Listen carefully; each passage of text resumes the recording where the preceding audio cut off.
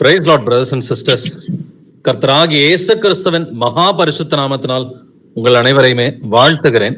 அநேக முறை உங்களுடைய வாழ்க்கையில ஏதாவது பிரச்சனைகள், சிக்கல்கள் அல்லது கர்த்தர் செய்ய சொன்ன காரியமா இருந்தாலும் அதை செய்து முடிக்கிறதுக்கு நமக்கு ஒரு பலன் வேண்டும் இல்லைங்களா? இப்ப நோவாவை எடுத்துக்குங்க. நோவாவுடைய நாட்கள்ல கர்த்தர் சொல்றாரு இந்த பூமியின் மேல் ஒரு பெரிய ஜலப்பிரளயம் வரப்போகிறது, நீ இந்த பேழையை உண்டு பண்ணு அப்படின்னு சொல்லி கர்த்தர் ஒரு பெரிய டாஸ்க் கொடுக்குறாரு.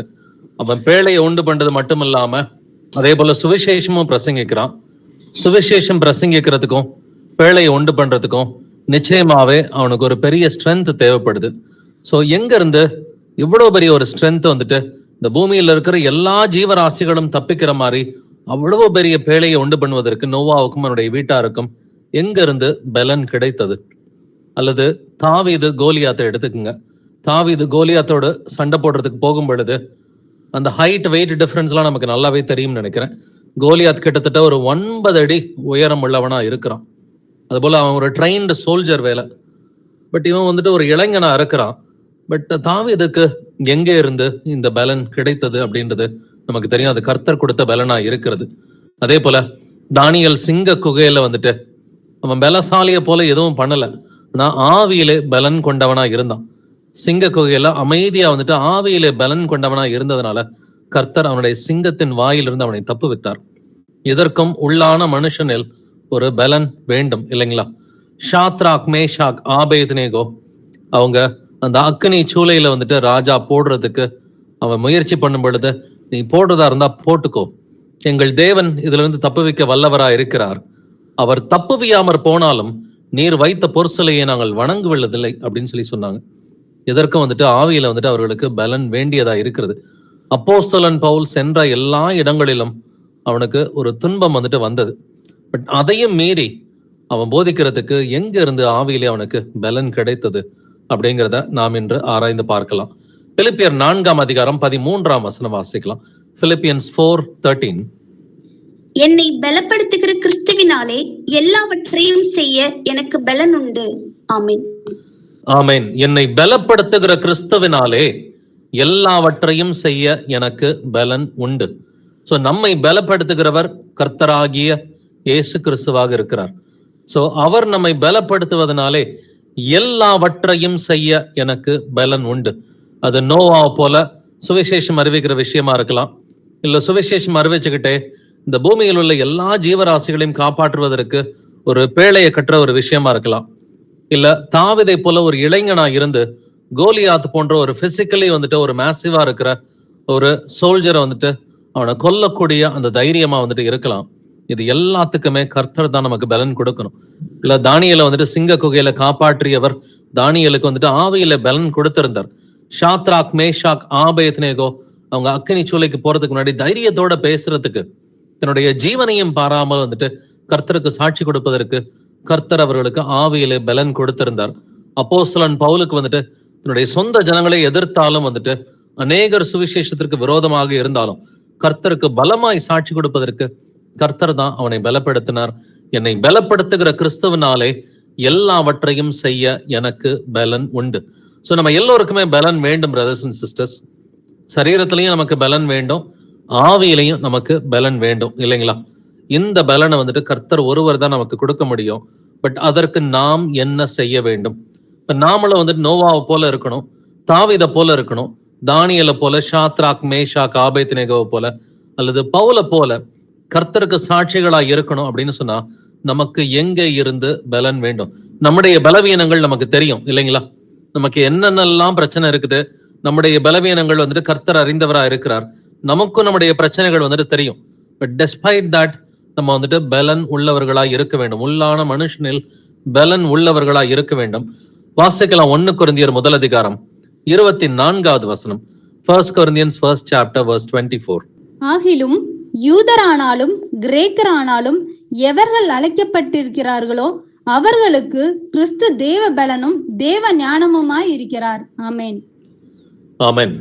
ஆகிலும் யூதரானாலும் கிரேக்கரானாலும் எவர்கள் அழைக்கப்பட்டிருக்கிறார்களோ அவர்களுக்கு கிறிஸ்து தேவ பலனும் தேவ ஞானமுமாய் இருக்கிறார் இல்லைங்களா? இயேசு கிறிஸ்து தான் தேவ பலனும் தேவ ஞானமுமா இருக்கிறார். யாருக்கு? அழைக்கப்பட்ட அனைவருக்குமே, சுவிசேஷத்தை ஏற்றுக்கொண்ட அனைவருக்குமே நம்முடைய கர்த்தராகிய இயேசு கிறிஸ்து தான் நமக்கு தேவ பலனாய் இருக்கிறார் என்று வேதம் சொல்கிறது இல்லைங்களா? சோ இயேசு கிறிஸ்துவும் வந்துட்டு நான் உங்களுக்கு உன்னதத்திலிருந்து வரும் பலத்தை கொடுப்பேன்னு சொல்லி கர்த்தர் சொல்றார். பரிசுத்தாவின் பலத்தை தான் வந்துட்டு இயேசு கிறிஸ்து இவ்வாறு சொல்கிறார். வந்துட்டு இப்ப அந்த பழைய ஏற்பாட்டுல இருந்த பரிசுத்தவான்களோ புதிய ஏற்பாட்டுல இருந்த பரிசுத்தவான்களோ கர்த்தர் கொடுத்த பலத்தினாலதான் எல்லா பெரிய காரியங்களையும் செஞ்சாங்க.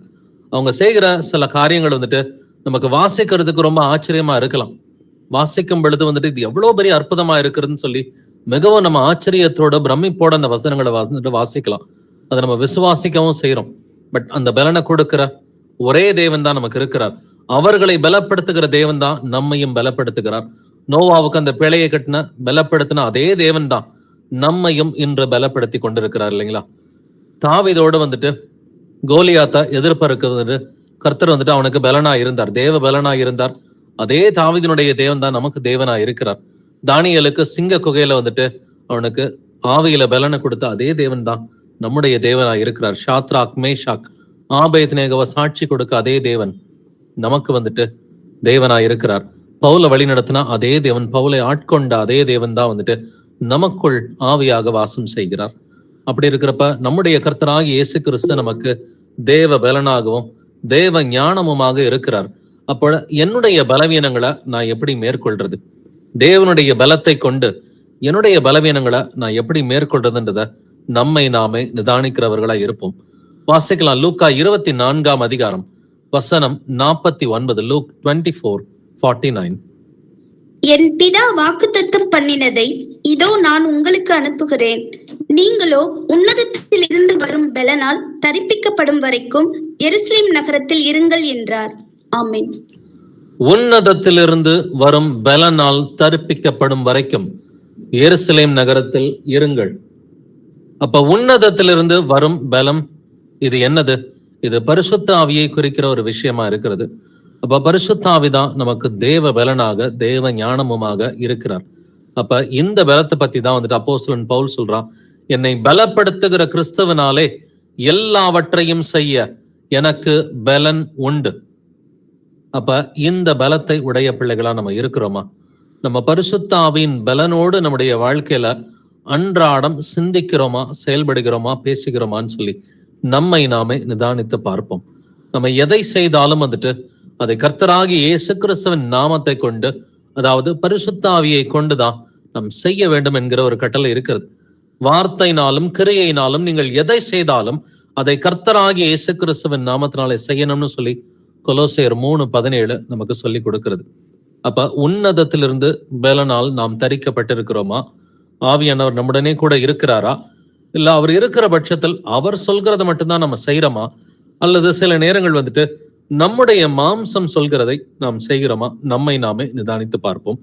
அப்போஸ்தலர் 1 வசனம் வாசிக்கலாம். ஆக்ட்ஸ் 1:8.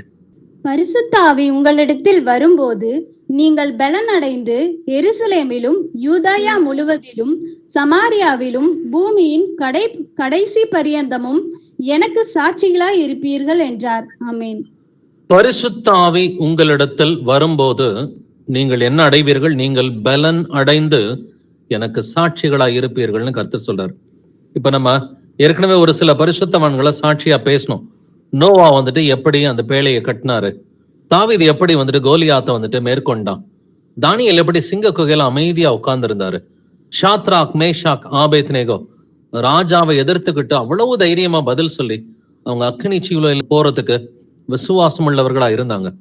பவுலை வந்துட்டு கர்த்தர் எப்படி பலப்படுத்தினார், இவ்வளவு ஊர்கள்ல போய் அவ்வளவு வந்துட்டு துன்பத்தோட சுவிசேஷம் அறிவிக்கிறதுக்கு கர்த்தர் எப்படி பலப்படுத்தினார் அப்படின்னு அந்த சாட்சிகளை வந்துட்டு பார்த்தோம். நாம் சாட்சிகளா இருப்பதற்கு நம்மை பலப்படுத்துகிறவர் பரிசுத்த ஆவியினர். பரிசுத்த ஆவி உங்களிடத்தில் வரும்போது நீங்கள் பலன் அடைந்து என்று வேதம் சொல்கிறது. இந்த பலன் வந்துட்டு ஆவியில மட்டும் இல்ல பிரதர்ஸ் அண்ட் சிஸ்டர்ஸ், இது மாம்சத்திலையும் இந்த பலனை கர்த்தர் நமக்கு கொடுக்கிறவரா இருக்கிறார். இந்த 2 விதமான ஹீலிங்கையும் இந்த 2 விதமான பலனையும் கர்த்தர் வந்துட்டு அவரை விசுவாசிக்கிற பிள்ளைகளுக்கு கொடுக்கிறாருன்னு சொல்லி வேதம் தெளிவாவே நமக்கு சொல்லி கொடுக்கிறது. தொடர்ந்து கவனமா கேட்கலாம். அப்போஸ்தலர் 9 22 வசனம் வாசிக்கலாம். ஆக்ட்ஸ் 9:22. சவுல் அதிகமாக திடன் கொண்டு இவரே கிறிஸ்துவென்று திருஷ்டாந்தப்படுத்தி தமஸ்குவில் குடியிருக்கிற யூதர்களை கலங்க பண்ணினான். ஆமென். சவுல் அதிகமாக திடன் கொண்டு அப்படின்னு வேதம் சொல்கிறது இல்லைங்களா? அப்போஸ்தலனாகிய பவுல் மனம் திரும்பிய அந்த ஆரம்ப நாட்களிலே அவன் என்ன அடைகிறான்? அதிகமாக திடன் கொண்டு பலன் கொண்டு இவரே கிறிஸ்துவென்று திருஷ்டாந்தப்படுத்தினான். அப்ப கர்த்தருக்கு சாட்சியா நம்ம இருக்கணும் அப்படின்னு சொன்னாக்க நமக்கு என்ன தேவை? உன்னதத்திலிருந்து வருகிற அந்த பலன் தேவை. அது இருந்தா மட்டும்தான் வந்துட்டு என்னை பலப்படுத்துகிற கிறிஸ்துவனாலே எல்லாவற்றையும் செய்ய எனக்கு பலன் உண்டு என்று நம்மளால வந்துட்டு சொல்ல முடியும். ஸோ நீங்க கர்த்தருக்கு சாட்சி கொடுக்குறீங்கன்னா கூட அதற்கு ஒரு பலன் வேணும் இல்லைங்களா? இப்போ இயேசு உங்களுக்கு செய்த நன்மைகளை நீங்க சாட்சியா சொல்லணும்னா கூட அதுக்கு ஒரு தேவ பலனும் தேவ ஞானமும் நமக்கு வேணும் இல்லைங்களா? அப்ப அதுக்கும் வந்துட்டு அந்த பலன் கர்த்தர் நமக்கு கொடுக்கிறார். அந்த பலனை உடைய பிள்ளைகளா நம்ம இருக்கிறோமா, இல்ல அந்த பலனை கர்த்தர் கொடுத்திருக்கிறாருன்னா அதை நம்ம பயன்படுத்துறோமா? ஆவியானவர் சொல்கிறபடிதான் நம்ம ஒவ்வொரு வார்த்தைகளையும் வந்துட்டு பேசுகிறோமா? ஆவியானவர் சொல்கிறபடிதான் நம்ம ஒவ்வொரு கிரியையும் நம்ம நடப்பிக்கிறோமான்னு சொல்லி நம்மை நாமே நிதானித்து பார்ப்போம். லூக்கா 21:15 வாசிக்கலாம். லூக் 21:15. உங்களை விரோதிக்கிறவர்கள் ஒருவரும் எதிர் பேசவும் எதிர் நிற்கவும் கூடாத வாக்கையும் ஞானத்தையும் நான் உங்களுக்கு கொடுப்பேன். ஆமென். உங்களை விரோதிக்கிறவர்கள் ஒருவரும் எதிர் பேசவும் எதிர் நிற்கவும் கூடாத வாக்கையும் ஞானத்தையும் நான் உங்களுக்கு கொடுப்பேன்னு இயேசு கிறிஸ்து சொல்றார். ஏன்னா பேசுகிறவர்கள் நீங்கள் அல்ல, பிதாவின் ஆவியானவரே உங்களிலிருந்து பேசுகிறார். அதனால ஒருவரும் எதிர்த்து பேச முடியாத ஞானத்தை நான் உங்களுக்கு கொடுப்பேன்னு சொல்லி கர்த்தர் சொல்றார். அப்ப இவ்வளவு தேவ பலனையும் தேவ ஞானத்தையும் நமக்கு கொடுக்கிறவரா இருக்கிறார் நம்முடைய கர்த்தர் ஆகிய இயேசு கிறிஸ்து. இப்ப பவுலை போல நாமளுமே விசுவாசத்தோட சொல்ல முடியும், என்னை பலப்படுத்துகிற கிறிஸ்துவனாலே எல்லாவற்றையும் செய்ய எனக்கு பலன் உண்டு. பட் எல்லாவற்றையும் செய்ய அப்படின்னு சொன்னா என்ன அர்த்தம்? அப்ப நாமளும் வந்துட்டு பிசிக்கலா என்னால இதை முடியும் அதை முடியும்னு சொல்லி கர்த்தருடைய சித்தத்தை அறியாம சொல்ல முடியுமா? கர்த்தருடைய சித்தத்தை அறிந்த பிள்ளைகளாதான் வந்துட்டு எல்லாவற்றையும் செய்ய எனக்கு பலன் உண்டுன்னு சொல்லி சொல்லணும். அவருடைய சித்தத்தை அறியாம என்னால வந்துட்டு இதை செய்ய முடியும் அதை செய்ய முடியும்னு சொல்லி நம்மளால வந்துட்டு சொல்லிட முடியாது. அவருடைய சித்தத்தை அறிந்த பிள்ளைகளா என்னால வந்துட்டு கர்த்தருக்கு சித்தமானா இதை என்னால செய்ய முடியும், கர்த்தருக்கு சித்தமான இந்த காரியத்தை என்னால செய்ய முடியும்னு சொல்லி கர்த்தருடைய பலனை கொண்டு பேசுகிற பிள்ளைகளா நம்ம இருக்கணும் இல்லைங்களா? லூக்கா 1:35 வாசிக்கலாம். லூக் 1:35. தேவதூதன் அவளுக்கு பிரதியுத்தரமாக, பரிசுத்த ஆவி உன்மேல் வரும், உன்னதமானவருடைய பலம் உன்மேல் நிழலிடும், ஆதலால் உன்னிடத்தில் பிறக்கும் பரிசுத்தம் உள்ளது தேவனுடைய குமாரன் என்னப்படும். ஆமென். பரிசுத்த ஆவி உன்மேல் வரும், உன்னதமானவருடைய பலம் உன்மேல் நிழலிடும். இப்ப நம்ம இன்னைக்கு பார்க்கிற எல்லா வசனங்கள்லயும் வந்துட்டு ஒண்ணு பலம் அல்லது திடன் அப்படிங்கிற ஏதாவது ஒரு வார்த்தை வந்துகிட்டே தான் வருது. இது யாரை குறிக்கிறது? இது பரிசுத்த ஆவியானவரை குறிக்கிறது. அப்படின்னா அந்த பரிசுத்த ஆவியனுடைய அந்த கிருபையினாலதான் மரியாள் கருவுற்றாங்க, அந்த பலத்தினாலதான் மரியாள் கருவுற்றாங்கன்னு சொல்லி வேதம் சொல்கிறது. சோ அதன் மூலமா இயேசு கிறிஸ்து பிறக்கும் பொழுது லூக்கா 2:40 சொல்கிறது, பிள்ளை வளர்ந்து ஆவியிலே பலன் கொண்டு அப்படின்னு வேதம் சொல்கிறது. பிள்ளை வளர்ந்து ஆவியிலே பலன் கொண்டு ஞானத்தினால் நிறைந்தது, தேவனுடைய கிருபையும் அவர் மேல் இருந்தது. அப்ப இயேசு கிறிஸ்து வளர்ந்ததும் வந்துட்டு பரிசுத்தாவின் பலத்தினாலதான், மரியாள் கருவுற்றதும் பரிசுத்தாவின் பலத்தினாலதான், சவுல் அதிகமாக திடன் கொண்டு இயேசுவை கிறிஸ்து என்று திருஷ்டாந்தப்படுத்தியதும் பரிசுத்தாவின் பலத்தினாலதான். அப்போஸ்தலர்கள் கொடுத்த எல்லா சாட்சிகளுமே வந்துட்டு பரிசுத்தாவியனர் கொடுத்த பலத்தினாலதான் இருக்கிறது இல்லைங்களா? அப்படின்னா இந்த பலத்தோட நாம் என்று சாட்சி கொடுக்கணும் இல்லைங்களா? அப்ப இவர்களை பலப்படுத்தி அதே தேவன் நம்மையும் என்று பலப்படுத்துகிறார். உங்களுக்கு என்ன வேணா பலவீனங்கள் இருக்கலாங்க, உங்க உடம்புலையோ உங்க ஆவி ஆத்மா சரீரத்துல ஏதாவது பலவீனங்கள் இருக்கிறதுக்கு வாய்ப்பு இருக்குது. இருந்துச்சுன்னா உங்களை பலப்படுத்துகிற தேவன் இயேசு கிறிஸ்துவாக இருக்கிறார். உங்களுக்கு ஏதாவது சரீரத்துல வியாதிகளோ பிரச்சனைகளோ இருந்தாலோ அல்லது உங்களுடைய ஆவி ஆத்மாவில் வந்துட்டு சில குறைபாடுகள் இருந்தாலோ அதை நிறைவாக்குகிற தேவன் நம்முடைய கர்த்தராகிய இயேசு கிறிஸ்து. ஏன்னா உன்னுடைய பலவீனத்தில் என்னுடைய பலன் வெளிப்படும்னு சொல்லி கர்த்தர் சொன்னார். அதே பவுலுக்கு தான் சொன்னார் இல்லைங்களா? அந்த பவுல் தான் வந்துட்டு சொல்றான், என்னை பலப்படுத்துகிற கிறிஸ்துவனாலே எல்லாவற்றையும் செய்ய எனக்கு பலன் உண்டு. அவன் ஒரு காரியத்துக்காக ஜெபிக்கிறான், அந்த உடம்புல தைத்த ஒரு முள் இருக்குது ஆண்டவரே, எனக்கு இதை எடுத்து போடுங்க அப்படின்னு சொல்லும் பொழுது கர்த்தர் என்ன சொல்றாரு, என் கிருபை உனக்கு போதும், உன்னுடைய பலவீனத்தில் என்னுடைய பலன் வெளிப்படும்னு சொல்லி கர்த்தர் சொல்றாரு. உங்களுக்கு வேணா பவுல போல வந்துட்டு ஏதாகிலும் ஒரு குறைபாடுகள் இருக்கலாம். பவுலுக்கு இருந்தது முதலாவது வியாதி கிடையாது. அநேகர் சொல்றது போல பவுலுக்கு உடம்பிலை தைத்த முள் என்பது ஒரு வியாதின்னு சொல்லி சொல்றாங்க. உடம்பிலை தைத்த முள் அது வியாதி கிடையாது. பழைய ஏற்பாடை நீங்க படிக்கும் பொழுது மோசேயுடைய வார்த்தைகளையும் யோசுவானுடைய வார்த்தைகளையும் வந்துட்டு முள் என்பது சத்தியத்தை அறியாதவங்க மூலமா வருகிற ஒரு உபத்திரவம். சத்தியத்தை அறியாதவர்கள் மூலமா வருகிற உபத்திரவத்தை, புறஜாதிகள் மூலமா வருகிற உபத்திரவத்தை தான் மோசேவும் யோசுவாவும் முள் என்று அவர்கள் எழுதி வைத்திருக்கிறார்கள். அப்ப பவுலுக்கும் அதே போல ஒரு முள் வந்துட்டு கொடுக்கப்பட்டிருந்தது. எங்க சென்றாலும் சத்தியத்தை ஏற்றுக்கொள்ளாதவர்கள் இருப்பாங்க. அவர்கள் மூலமா பவுலுக்கு வந்துட்டு ஒரு துன்பம் வந்துட்டு வரும். பட் அதை தாண்டி தான் ஊழியம் பார்க்கணும். அதுதான் கர்த்தருடைய கிருபையோட செஞ்சான். இதை எடுத்து போடுங்க ஆண்டவர்னு சொல்லி கேட்டதுக்கு ஆண்டவர் எடுத்து போடல. வந்துட்டு உன்னுடைய பலவீனத்தில் என்னுடைய பலன் பூரணமாக வெளிப்படும்னு சொல்லி அவனும் அதை உணர்ந்தவனாதான் என்னை பலப்படுத்துகிற கிறிஸ்துவனாலே எல்லாவற்றையும் செய்ய எனக்கு பலன் உண்டுன்னு சொல்லி சொல்றான். இப்ப நாமளும் அப்படி சொல்லணும்னாக்க நாம் என்ன செய்ய வேண்டும்ன்றத நம்ம வாசிக்கலாம். ரோமர் 1:16 வாசிக்கலாம். ரோமன்ஸ் 1:16. கிறிஸ்துவின் சுவிசேஷத்தை குறித்து நான் வெட்கப்படேன். முன்பு யூதரிலும் பின்பு கிரேக்கரிலும் விசுவாசிக்கிறவன் எவனோ அவனுக்கு ரட்சிப்பு உண்டாவதற்கு அது தேவ பலனாய் இருக்கிறது. ஆமென். கிறிஸ்துவின் சுவிசேஷத்தை குறித்து நான் வெட்கப்பட மாட்டேன். ஏன்னா ரட்சிப்பு உண்டாவதற்கு அது தேவ பலனாய் இருக்கிறது. தேவ பலனாய் இருப்பது நமக்கு எது? இயேசு கிறிஸ்துவின் சுவிசேஷம் தான் தேவ பலனாக இருக்கிறது. இயேசு கிறிஸ்துவின் சுவிசேஷத்தை குறித்து நம்ம வெட்கப்பட்டோம்னு சொன்னாக்க நம்மளுடைய வாழ்க்கையில எந்த பிரயோஜனமும் நமக்கு இருக்காது. பட் இயேசு கிறிஸ்துவின் சுவிசேஷத்தை தைரியமா அன்போட வந்துட்டு அறிவிக்கிற பிள்ளைகளா இருந்தோம்னாக்க அது வந்துட்டு ரட்சிப்பு உண்டாவதற்கு நம்முடைய வாழ்க்கையிலே அது தேவ பலனா இருக்கிறது. இயேசு கிறிஸ்து தான் தேவ பலன்றது வாசிச்சோம். பட் இயேசு கிறிஸ்து எப்படி அந்த தேவ பலனை கொடுக்கிறாரு?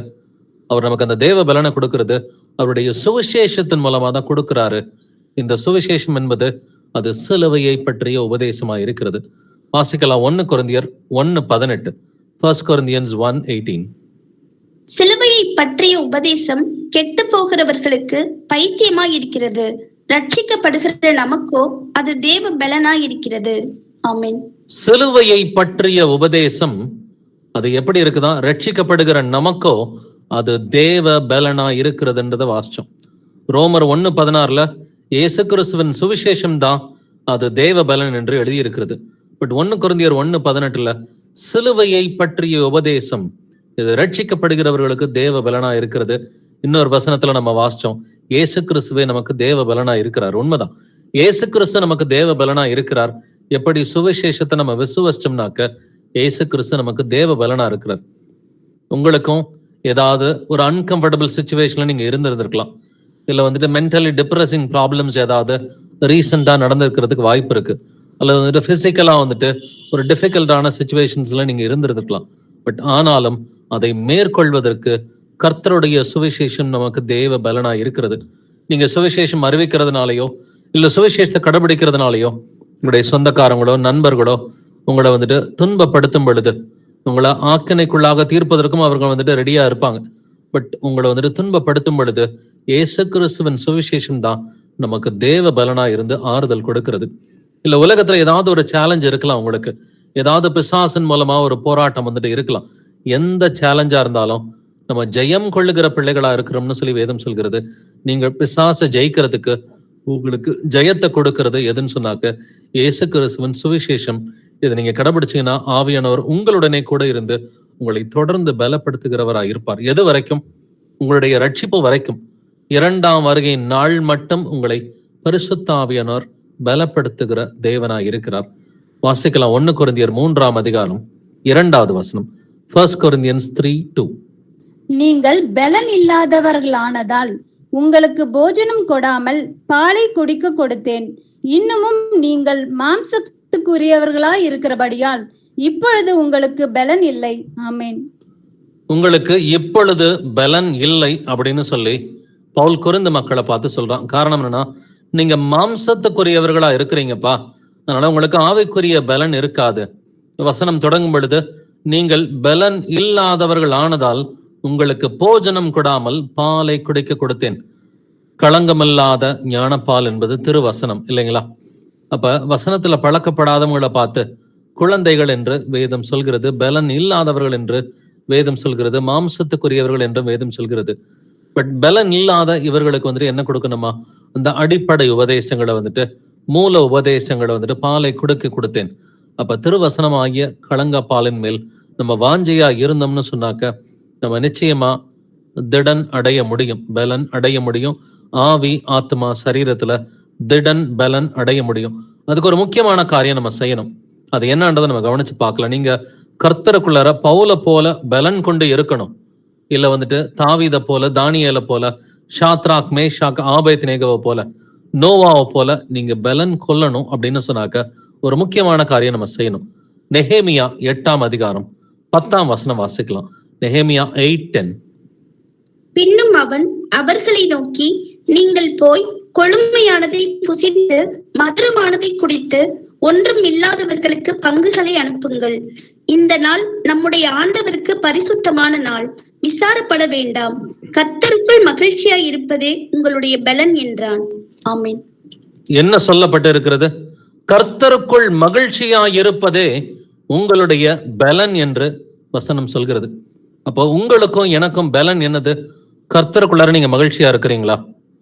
சந்தோஷமா இருக்கிறீங்களா? இது வந்துட்டு உலகபூர்வமான சந்தோஷத்தை ஆவியானவர் இங்க எழுதல இல்லைங்களா? கர்த்தருக்குள் மகிழ்ச்சியா இருப்பதே உங்களுடைய பலன். அப்ப அநித்தியமான உலக சந்தோஷம் என்றும் வேதம் சொல்கிறது இல்லைங்களா? அநித்தியமான பாவ சந்தோஷம் என்று எழுதி இருக்கிறது. மோசேவை குறித்து எழுதும் பொழுது நமக்கு எபிரேயர் 11ஆம் அதிகாரத்துல அநித்தியமான பாவ சந்தோஷத்தை அவன் அனுபவிக்காம தேவனுடைய பிள்ளைகளோட சேர்ந்து துன்பத்தை அனுபவித்தான். ஆனா அவன் துன்பத்தை அனுபவிக்கிறப்ப கூட அவன் கர்த்தருக்குள் சந்தோஷமா இருந்தான்னு சொல்லி வேதம் சொல்கிறது. அதனாலதான் மோசேவுக்கு 120 வயசுல அவன் மரிக்கும் பொழுது அவனுடைய கண்ணில் வந்துட்டு எந்த கோளாறும் இல்லை, அவனுடைய உடம்புல வந்துட்டு எந்த பலனும் குறையவில்லை என்று வேதம் சொல்கிறது. அப்ப மோசே வந்துட்டு உடம்புலையும் ஸ்ட்ராங்கா இருந்தான், மனசுலையும், ஆவி ஆத்மா சரீரம் இது எல்லாத்துலயுமே வந்துட்டு ஸ்ட்ராங்கா இருந்ததுக்கு காரணம் அவன் கர்த்தருக்குள் சந்தோஷமா இருந்தான். மோசே வாழ்க்கையில நடந்த பாடுகள் துன்பங்கள்லாம் நமக்கு தெரியும். பார்வோன் இருந்து ஓடி போய் 40 ஆண்டுகள் தன்னுடைய மாமனார் வீட்டுல வந்துட்டு வனாந்தரத்துல வந்துட்டு இருக்கிறான். அந்த 40 ஆண்டுகளும் வந்துட்டு மாமனாருடைய கண்ட்ரோல்ல தான் அவன் இருந்திருக்கணும் இல்லைங்களா? அதன் பிறகு வந்துட்டு கர்த்தர் அவனை அனுப்புகிறார். அனுப்பும் பொழுது வந்துட்டு பார்வோன் வந்துட்டு கேட்க மாட்டேங்கிற அவன் சொல்ற டிமாண்ட்ஸ் எல்லாம், இந்த ஜனங்களை போக விட மாட்டேன்னு சொல்லும் பொழுது அவனுக்கு ஏகப்பட்ட போராட்டங்கள் இருக்கிறது. பட் கர்த்தருக்குள் அவன் சந்தோஷமா இருந்ததை நம்மளால பார்க்க முடியுது. வனாந்தரத்துல மக்களை வழிநடத்தி கொண்டு போகும் பொழுதும் அவனுடைய சொந்த ஜனங்களே அவனை ஏத்துக்கல. இவனை கல்லால் இருந்து கொலை செய்ய வேண்டும், இவன் நம்மளை ஏமாத்திட்டான், நம்ம எகிப்தில இருந்திருக்கலாம்னு சொல்லி மோசேக்கு அவ்வளவு போராட்டங்கள் இருந்தது. கர்த்தருக்குள் சந்தோஷமா இருந்ததுனால அவன் மரிக்கும் பொழுது வேதம் சொல்கிறது வந்துட்டு அவன் 120 வயதுள்ளவனா இருந்தான். அவனுடைய கண் பார்வையில எந்த பிரச்சனையும் இல்லை, அவனுடைய உடல் வந்துட்டு எந்த பலனும் குறையவில்லை என்று வேதம் சொல்கிறது. அப்ப நம்முடைய பலன் எது? கர்த்தருக்குள் மகிழ்ச்சியா இருப்பதே உங்களுடைய பலன். அப்ப நீங்க முதல்ல சந்தோஷமா இருக்கிறீங்களா? ஆவியில முதலாவது சந்தோஷமா இருக்கிறீர்களா? கர்த்தருக்குள் சந்தோஷமா இருக்கிறீர்களா? நம்மை நாமே நிதானித்து பார்ப்போம். ஆபக்கூக் 3ஆம் அதிகாரம் 18 முதல் 19 வசனங்களை வாசிக்கலாம். ஹபாக்குக் சாப்டர் 3 verses 18 to 19. நான் கர்த்தருக்குள் மகிழ்ச்சியா இருப்பேன், என் இரட்சிப்பின் தேவனுக்குள் களி கூறுவேன். ஆண்டவராகிய கர்த்தர் என் பலன், அவர் என் கால்களை மான் கால்களை போலாக்கி உயரமான ஸ்தலங்களில் என்னை நடக்க பண்ணுவார். ஆமென். நான் கர்த்தருக்குள் மகிழ்ச்சியாயிருப்பேன், என் இரட்சிப்பின் தேவனுக்குள் களி கூறுவேன். ஆண்டவராகிய கர்த்தர் என் பலன், அவர் என் கால்களை மான் கால்களை போலாக்கி உயரமான ஸ்தலங்களில் என்னை நடக்க பண்ணுவார். அப்ப ஆண்டவராகிய கர்த்தர் என் பலன் அப்படின்னு நம்மளால சொல்ல முடியுமா? ஒவ்வொரு விஷயத்திலையும் உங்களுக்கு எந்த பிரச்சனை வந்தாலும், எந்த ஹேர்டல்ஸ் வந்தாலும், இந்த உலகத்திலேயோ இல்ல ஆவியிலேயோ எந்த பிரச்சனை வந்துட்டு இருந்தாலும், ஆண்டவராகிய கர்த்தர் என் பலன், நான் கர்த்தருக்குள் மகிழ்ச்சியா இருப்பேன்னு சொல்ல முடியுமா? என் ரட்சிப்பின் தேவனுக்குள் களி கூறுவேன். ஆபக்கூக் சொல்ற அந்த சிச்சுவேஷனை நீங்க யோசிச்சு பார்க்கணும். மொத்தமே 3 அதிகாரம் தான் இருக்கு. அதுல கடைசி ஒரு சில வசனங்கள் தான் இந்த வசனங்கள். இதுக்கு முன்னாடி இருக்கிற சிச்சுவேஷனை வாசிச்சு பாருங்க. கர்த்தர் ஆபக்கூக்கிட்ட வந்துட்டு தீர்க்கதரிசிகிட்ட சொல்றாரு, உன்னுடைய நாடு அழிய போகிறது அப்படிங்கிறார். உன்னுடைய நாடு அழிய போகிறது, அநேக யூத ஜனங்கள் வந்துட்டு சாக போறாங்கன்னு சொல்லி கர்த்தர் ஒரு தீர்க்க தரிசனத்தை கொடுக்கிறார். கொடுக்கும் பொழுது ஆபக்குக் தீர்க்கதரிசி பயந்து போய், ஆண்டவரே இது எங்களுக்கு நேரிடக்கூடாது ஆண்டவரே, நீங்க இதை செய்யாதீங்க ஆண்டவரே அப்படின்னு சொல்லி கெஞ்சுறாரு. ஆனாலும் கர்த்தர் வந்துட்டு நான் சொன்னதுதான், இது நடக்கத்தான் போகுது அப்படின்னு சொன்ன பிறகுதான் ஆபக்குக் இந்த ஜெபத்தை வந்துட்டு பண்றான். என்ன நடந்தாலும் சரி ஆண்டவரே, என்னுடைய ஜனங்கள் அழிந்தாலும் சரி, எங்களுடைய சந்தோஷம் அற்று போனாலும் சரி, நான் கர்த்தருக்குள் மகிழ்ச்சியா இருப்பேன். அத்தி மரத்துல வந்துட்டு பலன் இல்லாமல் போனாலும், தொழுவத்திலே மாடுகள் இன்றி போனாலும், நான் கர்த்தருக்குள் மகிழ்ச்சியா இருப்பேன். என் ரட்சிப்பின் தேவனுக்குள் களி கூறுவேன். ஆண்டவராகிய கர்த்தர் தான் என் பலனா இருக்கிறார்னு சொல்லி இக்கட்டான சூழ்நிலையில ஆபக்குக்கு போல சொல்ல முடியும்னு சொன்னாக்க நாம் கர்த்தருக்கு சாட்சிகளா இருப்போம். எந்த சூழ்நிலையிலையும் நான் கர்த்தருக்குள்ள சந்தோஷமா இருப்பேன். அந்த சந்தோஷம் ரொம்ப ரொம்ப முக்கியமானது. ஒரு சிலர் பாத்தீங்கன்னா எப்பொழுதுமே குறைப்பட்டுக்கிட்டே இருப்பாங்க. எந்த நேரத்திலையும் சந்தோஷமா இருக்காது. நல்லா இருக்கிற காலத்திலையும் சந்தோஷமா இருக்காது, நல்லா இல்லாத காலத்திலையும் சந்தோஷம் இருக்காது. ஆவியில வந்துட்டு எப்பொழுதுமே வந்துட்டு ஒரு ரெஸ்ட்லெஸ்னஸ் இருந்துகிட்டே இருக்கும். நம்ம முதலாவது பழக வேண்டியது கர்த்தருக்குள் சந்தோஷமா இருக்க நாம் பழக வேண்டும். இந்த கர்த்தருக்குள் நீங்க சந்தோஷமா இருக்கிறதுக்கு எக்ஸ்டர்னல் ஃபேக்டர்ஸ் எதுவுமே உங்களுக்கு முக்கியம் இல்லைங்க. அப்போஸ்தலன் பவுலுடைய வாழ்க்கையை பாருங்க. எக்ஸ்டர்னல் ஃபேக்டர்ஸ் எதுவுமே வந்துட்டு அவன் கவனிக்கல. கர்த்தருக்குள் சந்தோஷமா இருக்கிறான் அப்படின்றத பாக்குறோம். கல்லால வந்துட்டு அடிக்கப்படுறான், நிறைய துன்பங்கள் அவனுக்கு வந்துட்டு வருகிறது. ஆனாலும் போற இடத்துல எல்லாம் கர்த்தருடைய சுவிசேஷத்தை அறிவிச்சுக்கிட்டு கர்த்தருக்குள் சந்தோஷமா இருக்க அவன் பழகிக்கிட்டான். அப்ப நாமளும் அப்படிதான் இருக்கணும்னு சொல்லி வேதம் சொல்கிறது. பட் இந்த பலன் என்பது இது சரீரத்திலையும் கர்த்தர் கொடுக்கிறவரா இருக்கிறார். வாசிக்கலாம் அப்போஸ்தலர் 3ஆம் அதிகாரம் 7ஆம் வசனம் வாசிக்கலாம். ஆக்ட்ஸ் 3:7. வலது கையினால் அவனை பிடித்து தூக்கிவிட்டான். உடனே அவனுடைய கால்களும் கரடுகளும் பலன் கொண்டது. ஆமென். அப்போஸ்தலன் பேதுரும் யோவானும் வந்துட்டு அவங்க ஆலயத்துல ஜெபிக்க போகும் பொழுது ஒரு நடக்க முடியாதவனை வந்துட்டு பாக்குறாங்க இல்லைங்களா? அவனை சுகப்படுத்துற அந்த வசனத்தை தான் நம்ம படிச்சோம். வலது கையினால் அவனை பிடித்து தூக்கிவிட்டான். உடனே அவனுடைய கால்களும் கரடுகளும் பலன் கொண்டது. சோ நடக்க முடியாதவனுக்கு எங்க இருந்து பலன் வந்தது? இந்த பலன் எங்க வந்துச்சு? சரீரத்துல வந்துச்சுங்க. ஆவியில பலன் யாருக்கு இருந்துச்சு? பேதுருவுக்கு இருந்துச்சு. ஆவியில பேதுருவுக்கு பலன் இருந்துச்சு. நான் நடக்க முடியாதவனுக்கு சரீரத்துல பலன் கிடைத்தது. அப்ப உங்களுக்கு ஆவியில பலன் இருந்துச்சுனாக்க உங்க மூலமா யாருக்காவது சரீரத்துல பலன் கிடைக்குங்க. இல்ல உங்க மூலமா யாருக்காவது வந்துட்டு ஆவியில பலன் கிடைக்கும். சோ நீங்க வந்துட்டு ஆவியில பலன் உள்ளவர்களா இருக்கணும்ன்றதான் கர்த்தர் விருப்பப்படுகிறார். இவனுடைய சாட்சியை குறித்து பேதுரும் என்ன சொல்றான்றதை நம்ம கவனிக்கலாம். அப்போஸ்தலர் 3ஆம் அதிகாரம் 16ஆம் வசனம் வாசிக்கலாம். ஆக்ட்ஸ் 3:16. அவருடைய நாமத்தை பற்றும் விசுவாசத்தினாலே அவருடைய நாமமே நீங்கள் பார்த்து அறிந்திருக்கிற இவனை பலப்படுத்தினது. அவரால் உண்டாகிய விசுவாசமே உங்கள் எல்லோருக்கும் முன்பாக இந்த சர்வாங்க சுகத்தை இவனுக்கு கொடுத்தது. ஆமென். அவருடைய நாமத்தை பற்றும் விசுவாசத்தினாலே அவருடைய நாமமே நீங்கள் பார்த்து அறிந்திருக்கிற இவனை பலப்படுத்தினது. சோ யாரு வந்துட்டு அந்த நடக்க முடியாதவனை வந்துட்டு பலப்படுத்தினது? இயேசு கிறிஸ்துவின் நாமம் தான் அவனை பலப்படுத்தியது. எப்படி பலப்படுத்தியது? ஆவியிலையா? இல்ல, பிசிக்கலா உடம்புல வந்துட்டு பலப்படுத்தியது அப்படிங்கிறத வந்துட்டு வாசிக்கிறோம் இல்லைங்களா? அப்படின்னாக்க நீங்க ஆவியில பலன் உள்ளவர்களா இருந்தா உங்க மூலமா மற்றவர்களும் பலப்படுவார்கள். ஒரு சிலர் ஆவியிலே பலப்படுவார்கள், ஒரு சிலர் சரீரத்திலே வந்துட்டு பலப்படுவார்கள். சரீரத்திலையும் கர்த்தர் வந்துட்டு பலனை கொடுக்க அவர் வல்லவரா இருக்கிறார் அப்படிங்கிறத நம்ம நல்லாவே தெரிஞ்சுக்கணும். ஏன்னா ஆவியிலே பலப்படுத்துகிற தேவன் சரீரத்திலே பலப்படுத்துவது அவருக்கு அற்ப காரியமா இருக்குது. வாசிக்கலாம் உபாகமம் 34ஆம் அதிகாரம் 7ஆம் வசனம். டியூட்ரானமி 34:7. மோசே மரிக்கிற போது 120 வயதாய் இருந்தான். அவன் கண் இருள் அடையவும் இல்லை, அவன் பலன் குறையவும் இல்லை. ஆமென். மோசே மரிக்கிற போது எத்தனை வயசு? 120 வயது இல்லைங்களா?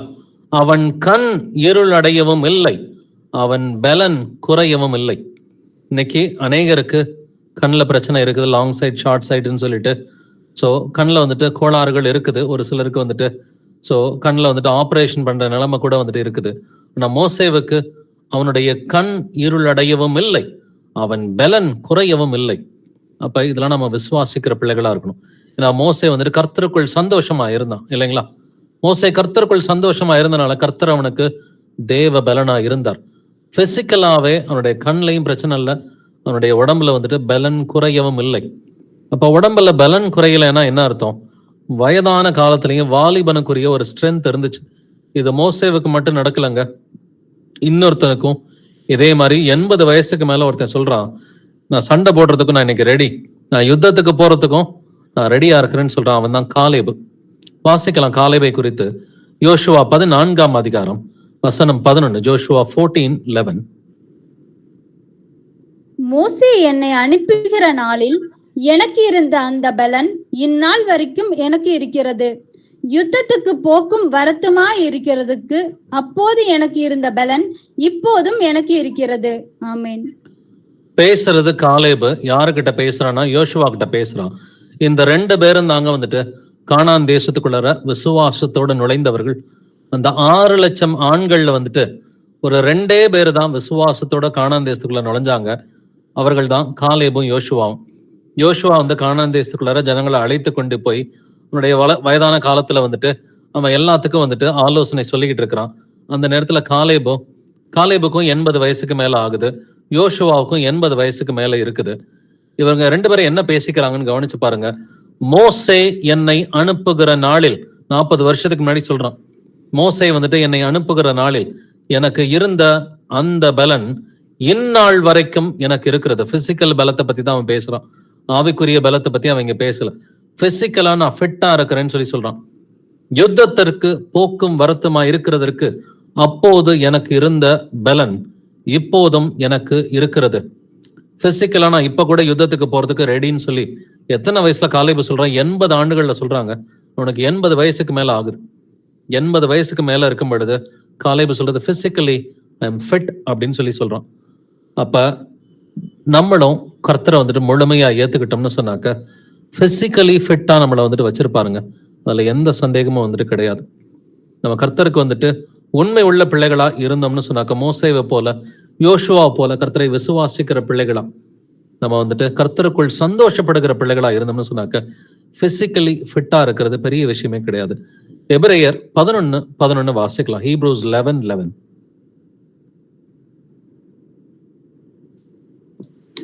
விசுவாசத்தினாலே சாராளும் வாக்குத்தத்தம் பண்ணினவர் உண்மை உள்ளவர் என்று எண்ணி கர்ப்பம் தரிக்க பலனடைந்து வயது சென்றவளாய் இருந்தும் பிள்ளை பெற்றாள். ஆமென். சாராள் பிள்ளை பெற்ற போது ஏறக்குறைய ஒரு 90 வயசுல வந்துட்டு சாராள் இருந்தாங்க. அப்ப சாராள் வந்துட்டு கர்ப்பம் தரிக்க பலன் அடைந்து அப்படின்னு சொல்லி வேதம் சொல்கிறது. என்னை பலப்படுத்துகிற கிறிஸ்துவினாலே எல்லாவற்றையும் செய்ய எனக்கு பலன் உண்டு. முதலாவது விசுவாசம். சாராளுடைய விசுவாசம் எப்படி இருந்தது? கர்த்தர் பெரியவர், அவர் சர்வ வல்லவர், என்னை வந்துட்டு கர்ப்பம் தரிக்கிறதுக்கு அவர் என்னை பலப்படுத்துவார்னு சொல்லி முதல்ல நம்பினாங்க. சோ அந்த விசுவாசத்தினாலே சாராளும் கர்ப்பம் தரிக்க பலன் அடைந்து வயது சென்றவளாய் இருந்தும் பிள்ளை பெற்றாள். அப்ப சாராளுடைய விசுவாசம் வந்துட்டு அவளை பலப்படுத்தியது. எப்படி பிசிக்கலா அவளை பலப்படுத்தியதுன்னு சொல்லி நம்ம வாசிக்கிறோம். அப்ப இந்த எக்ஸாம்பிள்ஸ் எல்லாம் நீங்க கவனிச்சு பாத்தீங்கன்னாக்க, மோசேவுக்கு பிசிக்கலி கர்த்தர் பலத்தை கொடுத்திருந்தார். காலேபுக்கு பிசிக்கலி வந்துட்டு நல்ல பலத்தை கொடுத்திருந்தார். சாராளுக்கு வந்துட்டு 90 வயசுல வந்துட்டு பிள்ளை பெறும் அளவுக்கு கர்த்தர் சாராளை வந்துட்டு பிசிக்கலா பலப்படுத்தி இருந்தார். அதே போல வந்துட்டு பேதுரும் யோவானும் அற்புதம் செய்யும் பொழுது நடக்க முடியாதவன பிசிக்கலா அவங்க இயேசு கிறிஸ்துவின் நாமத்தினால பலப்படுத்தி ஹீல் பண்ணாங்க. இதே மாதிரி தாவீதும் இதே போல பிசிக்கலி வந்துட்டு பலன் உள்ளவனா இருந்தான். அவன் ஒரு ஆடு மேய்க்கிற ஒரு சிறுவன் இல்லைங்களா, ஆடு மேய்க்கிற ஒரு இளைஞனா இருக்கிறான். பட் ஒரு ட்ரெயின்டு வாரியர் தான் வந்துட்டு கோலியாத் இல்லைங்களா. பட் எப்படி இந்த கான்வர்சேஷன் நடக்குதுன்னு மட்டும் கவனிச்சு பாருங்க. 1 சாமுவேல் 17ஆம் அதிகாரம் வசனங்கள் 45 முதல் 47 வரை வாசிப்போம். 1 Samuel chapter 17 verses 45 to 47. அதற்கு தாவீது பெலிஸ்தனை நோக்கி, நீ பட்டயத்தோடும் ஈட்டியோடும் கேடகத்தோடும் என்னிடத்தில் வருகிறாய், நானோ நீ நிந்தித்த இஸ்ரவேலினுடைய இராணுவங்களின் தேவனாகிய சேனைகளுடைய கர்த்தரின் நாமத்தினாலே உன்னிடத்தில் வருகிறேன். இன்றைய தினம் கர்த்தர் உன்னை என் கையில் ஒப்பு கொடுப்பார். நான் உன்னை கொன்று உன் தலையை உன்னை விட்டு வாங்கி பெலிஸ்தருடைய பாளையத்தின் பிணங்களையை இன்றைய தினம் ஆகாயத்து பறவைகளும் பூமியின் காட்டு மிருகங்களுக்கும் கொடுப்பேன். அதனால் இஸ்ரவேலின் தேவன் ஒருவர் உண்டு என்று பூலோகத்தார் எல்லாரும் அறிந்து கொள்வார்கள். கர்த்தர் பட்டயத்தினாலும் ஈட்டியினாலும் ரட்சிக்கிறவர் அல்ல என்று இந்த ஜனக்கூட்டம் எல்லாம் அறிந்து கொள்ளும். யுத்தம் கர்த்தருடையது, அவர் உங்களை எங்கள் கையில் ஒப்பு கொடுப்பார் என்றான். ஆமென். ஆமென். நீ பட்டயத்தோடும் ஈட்டியோடும் கேடகத்தோடும் என்னிடத்தில் வருகிறாய். அப்ப நீ பிசிக்கல் ஃபிட்னஸை நம்பி, பிசிக்கலா இருக்கிற ஆயுதங்களை நம்பி நீ வந்திருக்கிற. நானோ நீ நிந்தித்த இஸ்ரவேலுடைய இராணுவங்களின் தேவனாகிய சேனைகளுடைய கர்த்தரின் நாமத்தினாலே உன்னிடத்தில் வருகிறேன்.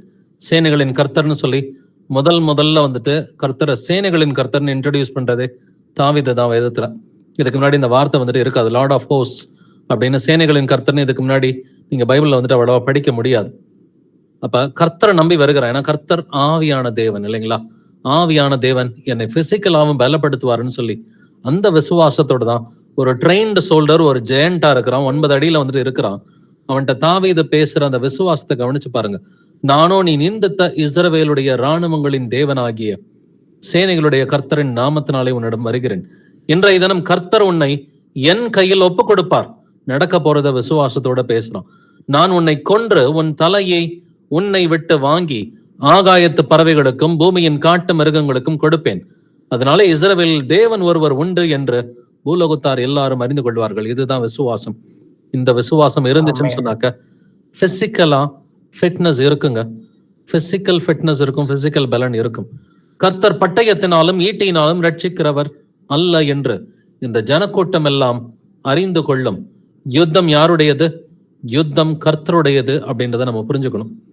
யுத்தம் கர்த்தருடையது, அவர் உங்களை எங்கள் கையில் ஒப்பு கொடுப்பார். இப்படிதான் தாவீது வந்துட்டு அவன் ஜெயித்தான் இல்லைங்களா?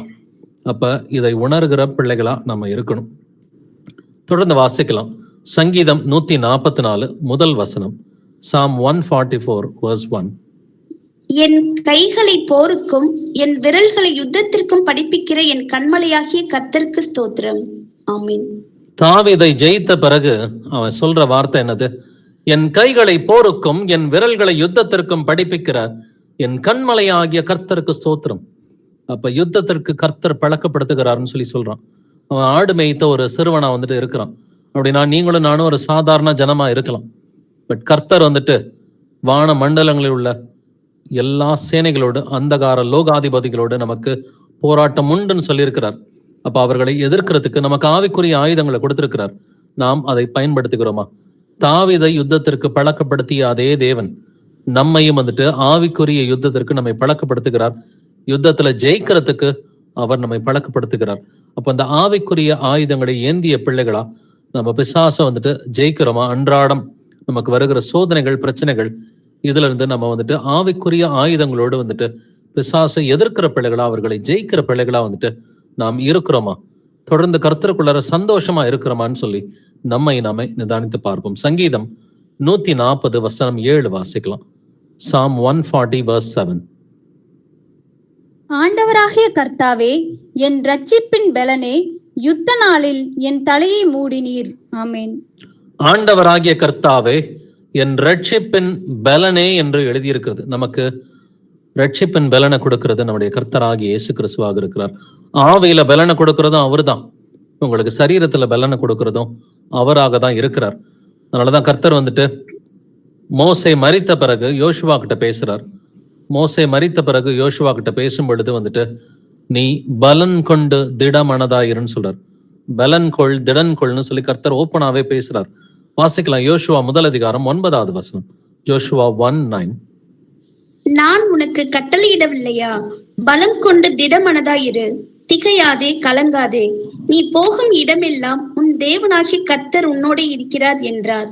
ஆமென்.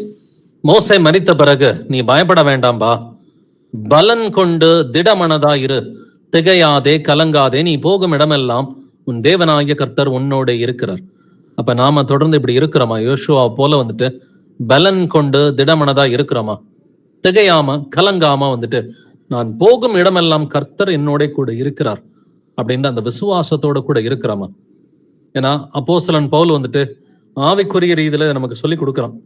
எபேசியர் 6 அதிகாரம் 10 வசனம் வாசிச்சு பாத்தீங்கன்னாக்க, கடைசியாக என் சகோதரரே, கர்த்தரிலும் அவருடைய சத்துவத்தின் வல்லமையிலும் பலப்படுங்கள் அப்படின்னு சொல்லிட்டு இந்த ஆவிக்குரிய ஆயுதங்களை பத்தி சொல்றான். என்னென்ன ஆயுதங்கள் இருக்குது? சத்தியம் என்னும் கச்சை, நீதி என்னும் மார்க்கவசம், சமாதானத்தின் சுவிசேஷத்திற்குரிய ஆயத்தம் என்கிற பாத ரட்சை, ரட்சணம் என்னும் தலை சீரா, தேவ வசனமாகிய ஆவிக்குரிய பட்டயம், பொல்லாங்கனையும் அக்கினி ஆஸ்திரங்கள் எல்லாவற்றையும் அவித்து போடத்தக்கதாய் விசுவாசம் என்னும் கேடகத்தை பிடித்தவர்களாய் நில்லுங்கள். எல்லாவற்றுக்கும் மேலாக எப்பொழுதும் ஆவியில ஜெபம் பண்ணணும்னு சொல்லி வேதம் சொல்கிறது. இப்ப இப்படிப்பட்ட ஆவிக்குரிய ஆயுதங்களை தொடர்ந்து நாம எடுத்திருக்கிறோமா? எடுத்து இருந்தோம்னு சொன்னாக்க நம்ம சில நேரம் சாம்சனை போல சில கிருபை வரங்களை இழந்து போயிருந்தா கூட மனம் திருமணம்னு சொன்னாக்க கர்த்தர் நம்மை திடப்படுத்துவார், பலப்படுத்துவார். சிம்சோன் நமக்கு தெரியும் இல்லைங்களா? சிம்சோன் வந்துட்டு நியாயாதிபதியா இருக்கிறான். நியாயாதிபதியா இருந்தாலும் சில நேரங்கள்ல வந்துட்டு கர்த்தருக்கு உண்மையா இல்லை. அவனை வந்துட்டு அவன் நசரேயனா வந்துட்டு இருக்கிறான். தலைமுடியை வந்துட்டு அவன் சிரைக்க கூடாது. ஆனாலும் அவன் ஒரு அவிசுவாசிய திருமணம் பண்ண பிறகு வந்துட்டு அவனுடைய சீக்கிரட்டை சொல்லிடுறான். அவனுடைய பலன் வந்துட்டு அந்த தலைமுடியை சிரைக்க கூடாது அப்படின்ற காரியங்கள் எல்லாம் சொல்றான். அவனுடைய தலைமுடி சிரைக்கப்படுகிறது. அவனுடைய பலம் எல்லாம் அவனை விட்டு போகிறது. அவனுடைய எதிரிகள் எல்லாம் அவனுடைய கண்களை பிடுங்கி போடுறாங்க. அவன் ஒரு கைதியா இருக்கும் பொழுது அப்ப மனம் திரும்புறான். மனம் திரும்பின பிறகு அவனுக்கு எங்க இருந்து அவ்வளோ பிசிக்கல் ஸ்ட்ரென்த் வந்துச்சு? ஆயிரக்கணக்கான பேரை வந்துட்டு அவன் குருடனா இருந்து கொலை செய்யும் அளவுக்கு அவனுடைய விசுவாசம் வளர்ந்தது இல்லைங்களா? அப்ப சிம்சோனை போல மனம் திரும்பினா கூட பிசிக்கல் ஃபிட்னஸை கர்த்தர் கொடுப்பாருங்க.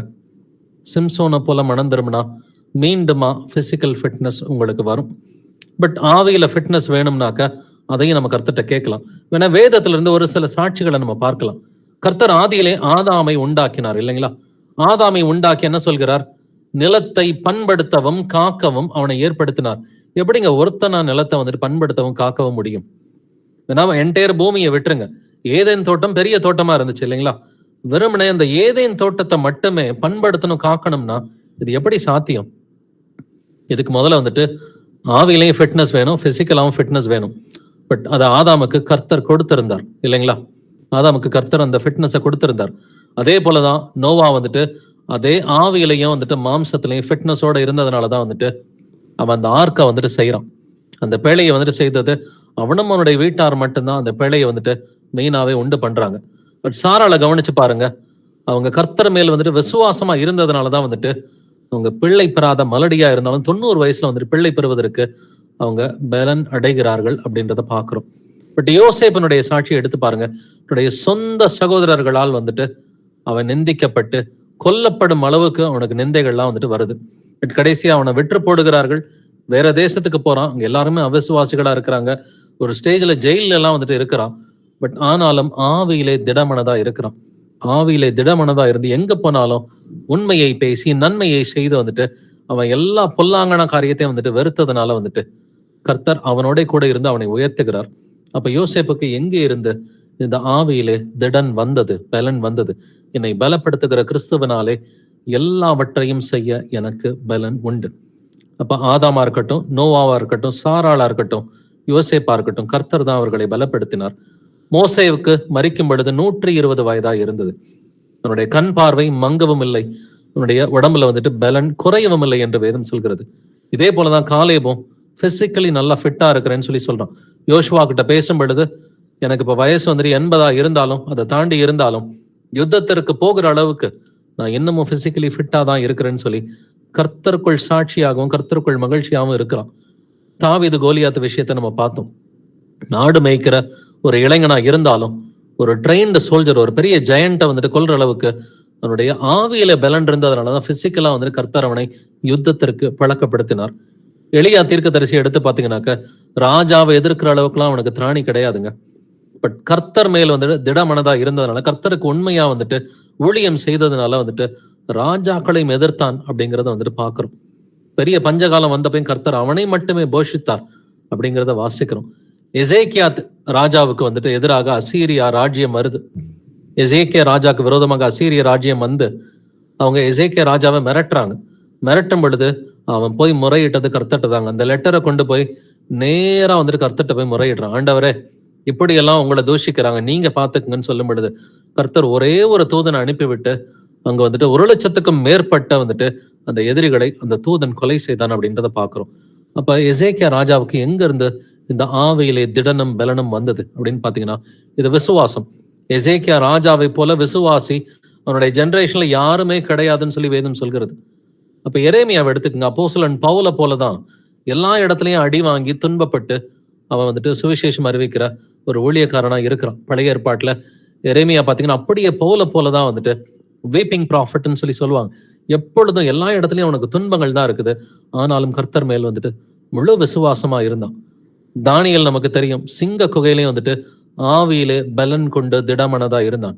ஷாத்ராக், மேஷாக், ஆபேத்நேகோ அக்கினி சூளையிலே வந்துட்டு அவர்கள் ஆவியிலே பலன் கொண்ட திடமனதா இருந்தார்கள். எஸ்தர் ராஜாத்தியை எடுத்துக்கங்க, வந்துட்டு யூதர்கள் கொலை செய்யப்படுகிறார்கள்.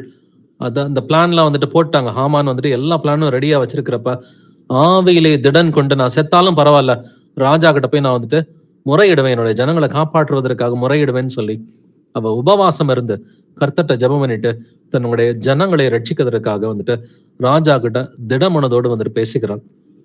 அவள் மூலமா யூதர்கள் வந்துட்டு காக்கப்பட்டார்கள் அப்படின்றத பாக்குறோம். அப்ப நீங்க சகோதரனா இருக்கலாம், சகோதரியா இருக்கலாம். நீங்க சகோதரியா இருந்தாலும் எஸ்தரை போல பெரிய காரியங்களை கர்த்தர் உங்களை வைத்து செய்வார்.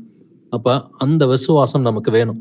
யோபுவுக்கு இருக்கிற எல்லா பிரச்சனைகளும் நமக்கு தெரியும். அவருக்கு வந்த நிந்தைகள், பிரச்சனைகள், துன்பங்கள், பிசிக்கலி அவ்வளவு பிரச்சனை இருந்தாலும் ஆவியிலே திடமனதா இருந்து அவன் தன்னுடைய நாவினால் பாவம் செய்யவில்லை என்று வேதம் சொல்கிறது. அப்ப சிம்சோன் வந்துட்டு குருடனா இருந்தப்பையும் அவன் பிசிக்கலி வந்துட்டு மனம் திரும்பினதுனால பிசிக்கலி ஃபிட்டா இருந்து அவன் மரிக்கிறதுக்கு முன்னாடி அநேகரை கொன்றான் அப்படிங்கிறத வாசிக்கிறோம். அப்போஸ்தலன் பவுல் சொல்றது போல, என்னை பலப்படுத்துகிற கிறிஸ்துவனாலே எல்லாவற்றையும் செய்ய எனக்கு பலன் உண்டு. அப்ப நீதிமான் செய்யும் ஜெபம் அதுவும் பலன் உள்ளதா இருக்கும்னு வேதம் சொல்லுது. வாசிக்கலாம், யாக்கோபு 5ஆம் அதிகாரம் 16ஆம் வசனம், ஜேம்ஸ் 5:16. நீங்கள் சொஸ்தமடையும்படிக்கு உங்கள் குற்றங்களை ஒருவருக்கு ஒருவர் அறிக்கையிட்டு ஒருவருக்காக ஒருவர் ஜெபம் பண்ணுங்கள். நீதிமான் செய்யும் ஊக்கமான வேண்டுதல் மிகவும் பலனுள்ளதா இருக்கிறது. ஆமென். நீதிமான் செய்யும் ஊக்கமான வேண்டுதல் அது எப்படி இருக்கிறதா? அது மிகவும் பலனுள்ளதா இருக்கிறது. அப்ப நீங்க வந்துட்டு ஆவியில பலன் அடைஞ்சிங்கனாக்க நீங்க செய்கிற ஒரு ஊக்கமான ஜெபம் இன்னொருவரை ரட்சிக்கிறதுக்கு, அவர் ஹீல் ஆகிறதுக்கு வந்துட்டு உங்களுடைய ஜெபம் வந்துட்டு மிகவும் பலன் உள்ளதா வந்துட்டு இருக்கும். தொடர்ந்து வாசிக்கலாம், உபாகமம் 8ஆம் அதிகாரம் 17 முதல் 18 வரைக்கும். Deuteronomy chapter 8 verses 17 to 18. என் சாமர்த்தியமும் என் கைபலனும் இந்த ஐஸ்வர்யத்தை எனக்கு சம்பாதித்தது என்று நீ உன் இருதயத்தில் சொல்லிக் கொள்ளாமலும் இருக்க எச்சரிக்கையாயிருந்து உன் தேவனாகிய கர்த்தரை நினைப்பாயாக. அவரே உன் பிதாக்களுக்கு ஆணையிட்டு கொடுத்த தம்முடைய உடன்படிக்கையை உறுதிப்படுத்தும்படி இந்நாளில் உனக்கு உண்டாயிருக்கிறது போல ஐஸ்வர்யத்தை சம்பாதிக்கிறதற்கான பலனை உனக்கு கொடுக்கிறவர். ஆமென். ஆமென். கர்த்தர் இந்த பூமியில உங்களுக்கு ஒரு ஸ்டேட்டஸை கொடுத்திருக்கலாம், ஐஸ்வர்யத்தை கொடுத்திருந்திருக்கலாம், வந்துட்டு இல்ல வந்துட்டு ஒரு பவர் கொடுத்திருந்திருக்கலாம். எதுவா இருந்தாலும் கர்த்தருக்கு ஸ்தோத்திரம்னு சொல்ல பழகிற பிள்ளைகளா இருக்கணும். என் சாமர்த்தியமும் என் கைபலனும் இந்த ஐஸ்வர்யத்தை எனக்கு சம்பாதித்தது அப்படின்ற அந்த பெருமை நமக்கு இருக்கக்கூடாது. உன் தேவனாகிய கர்த்தரை நினைப்பாயாக என்று வேதம் சொல்கிறது. அந்த ஐஸ்வர்யத்தை சம்பாதிக்கிறதா இருந்தாலும் அதை சம்பாதிப்பதற்கான பலனை உனக்கு கொடுக்கிறவர் கர்த்தர் என்று வேதம் சொல்கிறது. நான் படிச்சேன், நான் கஷ்டப்பட்டு வேலை பார்த்தேன், நான் சம்பாரிச்சேன் அப்படின்னு யாருமே சொல்லிட முடியாது. அதற்கும் கர்த்தர் தான் நம்மை பலப்படுத்துகிறார் என்று வேதம் சொல்கிறது. அப்ப இந்த மாதிரி பெருமையான சிந்தனைக்குள்ளரையும் பெருமையான வார்த்தைக்குள்ளரையும் நம்ம போயிடாம இருக்கிறதுல ரொம்ப ரொம்ப ஜாக்கிரதையா இருக்கணும். ஏன்னா பெருமை என்பது ஒரு பாவம். பாவம் அதிகரிக்க அதிகரிக்க அது உடம்புல இருக்கிற பலனையே குறைச்சிரும்னு வேதம் சொல்லுது. மீண்டும் சொல்றேன், பாவம் பெருக பெருக அது ஒரு மனுஷனுடைய உடலில் இருக்கும் பலத்தை அது குறைத்து விடும். வாசிக்கலாம், சங்கீதம் 31 வசனம் 10, Psalm 31:10. என் பிராணன் சஞ்சலத்தினாலும் என் வருஷங்கள் தவிப்பினாலும் கழிந்து போயிற்று. என் அக்கிரமத்தினாலே என் பலன் குறைந்தது, என் எலும்புகள் உலர்ந்து போயிற்று. ஆமென். என் அக்கிரமத்தினாலே என் பலன் குறைந்து என் எலும்புகள் உலர்ந்து போயிற்று. எதனால வந்துட்டு பலன் குறையுது? அக்கிரமத்தினால, பாவத்தினால வந்துட்டு பலன் குறையும். பட் சிம்சோனை போல மனம் திரும்பணும்னு சொன்னாக்க அந்த பலன் மீண்டும் நமக்கு கிடைக்கும். அப்ப நம்ம பாவங்களை வந்துட்டு குறைக்கிறது மட்டும் இல்ல, பாவமே செய்யாம இருக்கணும். பாவம் செய்யாம இருந்தாக்க கர்த்தர் என்ன பண்ணுவார்னா, மோசேக்கு ஸ்ட்ரென்த்தை ஃப்ரீஸ் பண்ணது போல உங்களுடைய ஸ்ட்ரென்த்தையும் ஃப்ரீஸ் பண்ணிடுவார். நீங்க எந்த வயசுல மனம் திரும்புறீங்களோ அந்த வயசுல உங்க ஸ்ட்ரென்த் வந்துட்டு ஃப்ரீஸ் ஆகி இன்னும் வந்துட்டு புது பலன் அடைகிற மாதிரி தான் கர்த்தர் உங்களை பிசிக்கலாவும் ஃபிட்டா வச்சிருப்பாரு. காலை வந்துட்டு எந்த வயசுல கர்த்தரை விசுவாசித்தானோ அதே வயசுக்குரிய ஸ்ட்ரென்த் அவனுக்கு 40 ஆண்டுகள் கழித்தும் காலேபுக்கு வந்துட்டு இருந்துச்சு. இப்போ மோசேவை பாருங்க, காலேபை பாருங்க. அவர்கள் மரிக்கும் பொழுதும் வயதான காலத்திலும் வந்துட்டு அவங்க எந்த வயசுல முழு விசுவாசிகளா இருந்தார்களோ அந்த வயசு கொத்த ஒரு பலன் வந்துட்டு அவர்கள் மரிக்கும் பொழுதும் அவர்களுக்கு இருந்ததுன்னு சொல்லி வேதம் சொல்கிறது. பாவங்கள் வந்துட்டு உடம்புல இருக்கிற ஸ்ட்ரென்த்தை குறைச்சிடும் பிரதர்ஸ் அண்ட் சிஸ்டர்ஸ். அப்ப ஏதாவது உடம்புல வந்துட்டு குறைவு இருக்குதா? அப்ப முதல்ல பாவத்துக்கு மனம் திரும்ப வேண்டும். மனம் திரும்பிட்டோம்னா என்னை பலப்படுத்துகிற கிறிஸ்துவனாலே எல்லாவற்றையும் செய்ய எனக்கு பலன் உண்டுன்னு சொல்லி பவுலை போல உங்களாலையும் சொல்ல முடியும். வாசிக்கலாம் லேவியராகவும் 26:20. Leviticus chapter 26 verse 20. உங்கள் பலன் விருதாவிலே செலவழியும், உங்கள் தேசம் தன் பலனையும் தேசத்தின் மரங்கள் தங்கள் கனிகளையும் கொடுக்க மாட்டாது. ஆமீன். நம்ம பாவம் செஞ்சோம்னு சொன்னாக்க வியாதியில மட்டும் பலன் குறையாது, உங்கள் பலன் விருதாவிலே செலவழியும், உங்கள் தேசம் தன் பலனையும் தேசத்தின் மரங்கள் தங்கள் கனிகளையும் கொடுக்க மாட்டாது. இப்போ ஒருத்தர் அக்ரிகல்ச்சர் வந்துட்டு விவசாயியா இருந்தாருன்னா கூட கஷ்டப்பட்டு வேலை பார்த்தா கூட பலன் இருக்காதுன்னு சொல்லி சொல்றாரு. நீங்க வந்துட்டு கஷ்டப்பட்டு சம்பாதிப்பீங்க, காசை சம்பாரிச்சு பொத்தல் பையிலே போடுகிறீர்கள், நீங்க எல்லாமே விருதாவா வந்துட்டு செலவழிப்பீங்க, சம்பாதிப்பீங்க அப்படின்னு சொல்லி கர்த்தர் சொல்றார். அப்போ உங்களுடைய பலன் கூட வந்துட்டு வேஸ்டாவே, அந்த எனர்ஜி கூட வேஸ்டா போகும், உங்களுடைய டைம் வேஸ்டா போகும், உங்களுடைய எனர்ஜி வேஸ்டா போகும், உங்களுடைய காலங்கள் ஒரு 5 ஆண்டுகள் 10 ஆண்டுகள் 20 ஆண்டுகள் பார்த்தீங்கன்னா வாழ்க்கையில பிரயோஜனமே இல்லாம போகும். காரணம் என்னன்னா, பாவத்துல எவ்வளவு நாள் நீடிக்கிறோமோ அவ்வளவு நாட்கள் அது வாழ்க்கை விருதாவாக வந்துட்டு போகும். அதனால முக்கியமான விஷயம், பாவத்தை முற்றிலுமா நம்ம தவிர்க்கிற பிள்ளைகளா இருக்கணும். பாவத்தை முற்றிலுமாக தவிர்த்து நம்ம வந்துட்டு சர்வாயுத வர்க்கம் தரித்த பிள்ளைகளா வந்துட்டு ஆவியிலே பலன் அடைந்த பிள்ளைகளா, என்னை பலப்படுத்துகிற கிறிஸ்துவனாலே எல்லாவற்றையும் செய்ய எனக்கு பலன் உண்டுன்னு சொல்லி சொல்கிற பிள்ளைகளா இருக்கணும். அதனால பவுல் வந்துட்டு பலவீனம் எதுவுமே பார்க்கலன்னு சொல்லி சொல்லிட முடியுமா? முடியாது. தன்னுடைய பலவீனத்தை பத்தி பவுல் வந்துட்டு பேசுகிறத நம்ம கேட்கலாம். 2 கொரிந்தியர் 12 வசனங்கள் 9 முதல் 10 வரைக்கும் வாசிக்கலாம். 2 Corinthians chapter 12 verses 9 to 10. அதற்கு அவர், என் கிருபை உனக்கு போதும், பலவீனத்திலே என் பலம் பூரணமாய் விளங்கும் என்றார். ஆகையால் கிறிஸ்துவின் வல்லமை என் மேல் தங்கும்படி என் பலவீனங்களை குறித்து நான் மிகவும் சந்தோஷமாய் மேன்மை பாராட்டுவேன். அந்தபடி நான் பலவீனமாய் இருக்கும் போதே பலம் உள்ளவனாய் இருக்கிறேன். ஆகையால் கிறிஸ்துவின் நிமித்தம் எனக்கு வரும் பலவீனங்களிலும் நிந்தைகளிலும் நெருக்கங்களிலும் துன்பங்களிலும் இடுக்கண்களிலும் நான் பிரியப்படுகிறேன். ஆமேன். ஒரு சில பலவீனங்கள் உங்களுக்கு இருக்கலாங்க, அது ஆவி ஆத்மாவிலையோ அல்லது சரீரத்திலேயோ இருக்கலாம். ஆனா பவுல் சொல்றான், நான் பலவீனமா இருக்கும் போதே பலம் உள்ளவனா இருக்கிறேன். ஏன் அப்படி சொல்றான்? எப்படி சொல்ல முடியுது? என் கிருபை உனக்கு போதும், பலவீனத்திலே என் பலம் பூரணமாய் விளங்கும்ன்றார். அப்ப எந்த பலவீனம் வந்துட்டு கர்த்தர் வந்துட்டு அப்படியே இருக்கட்டும்னு சொல்றாருன்றது நமக்கு தெரியாது. கர்த்தர் பலவீனத்தை மாற்ற வல்லவராயிருக்கிறார்.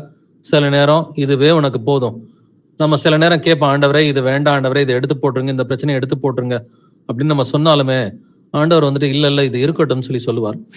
அப்ப அதை வந்துட்டு அவருடைய சித்தத்தை உணரணும். நம்ம தேவனுடைய நன்மையும் பெரியமும் பரிபூரணமான சித்தத்தை உணர்ந்த பிள்ளைகளா பவுல போல ஜெபத்துல கேட்டு, இது ஆண்டவருக்கு சித்தமா இல்லையா, இது ஆண்டவர் வந்துட்டு இது விரட்டி விடுறதுக்கு அவர் சித்தமா இருக்கிறாரா இல்லையான்றதை கேட்டு தெரிஞ்சுக்கிட்டு, அவர் வேண்டாம் இருக்கட்டும்னு சொன்னார்னா, ஓகே ஆண்டவரே என்னை பலப்படுத்துகிற கிறிஸ்துவனாலே எல்லாவற்றையும் செய்ய எனக்கு பலன் உண்டுன்னு சொல்லிட்டு, நான் பலவீனமா இருக்கும் பொழுதே பலம் உள்ளவனா இருக்கிறேன்னு சொல்லி பவுல போல சொல்லக்கூடிய பிள்ளைகளா இருக்கணும். அதுக்கு முதலாவது வந்துட்டு நம்ம கர்த்தருக்குள் சந்தோஷமா இருக்கிறோமா, நம்மை நாமே நிதானித்து பார்ப்போம்.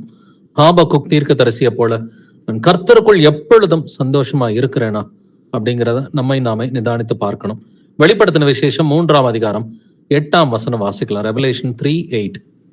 உன் கிரியைகளை அறிந்திருக்கிறேன், உனக்கு கொஞ்சம் பலன் இருந்தும் நீ என் நாமத்தை மறுதலியாமல் என் வசனத்தை கை கொண்டபடியினாலே இதோ திறந்த வாசலை உனக்கு முன்பாக வைத்திருக்கிறேன், அதை ஒருவனும் பூட்ட மாட்டான்.